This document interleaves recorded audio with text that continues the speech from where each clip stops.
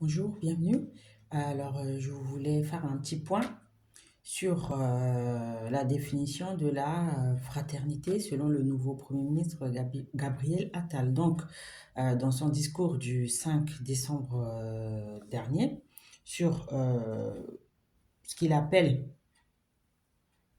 le choc des savoirs, il y avait une mesure phare qui s'appelle les groupes de niveau. Donc, cela consiste à répartir au collège des élèves en difficulté entre eux et les bons élèves entre eux. Donc, selon lui, l'hétérogénéité, c'est-à-dire le fait de mélanger ces élèves-là, ceux qui ont des niveaux faibles et de bons niveaux, en fait, ça empêche certains élèves de décoller, selon son expression, ou alors ça condamne les moins bons à l'échec. Donc, en gros, sa solution, c'est de séparer les élèves, de mettre ce qu'on appelle les médiocres entre eux et les bons élèves entre eux. Donc, selon lui, la fraternité, justement, c'est de tuer l'émulation, c'est-à-dire le fait que dans ces différents niveaux, les plus forts aident les plus faibles. Donc, cela va inévitablement créer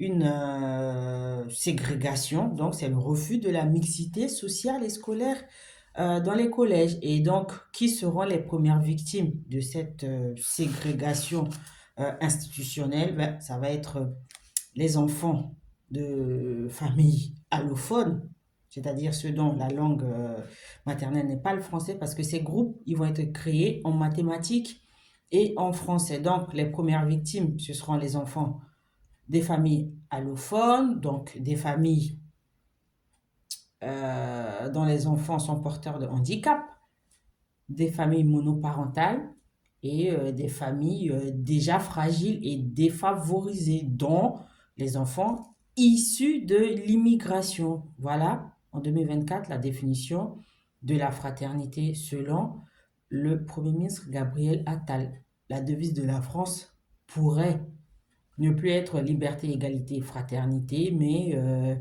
liberté, ségrégation, discrimination. Ça irait bien selon cette définition. Bon, on se retrouve sur ma chaîne YouTube hein, pour approfondir le sujet. À bientôt.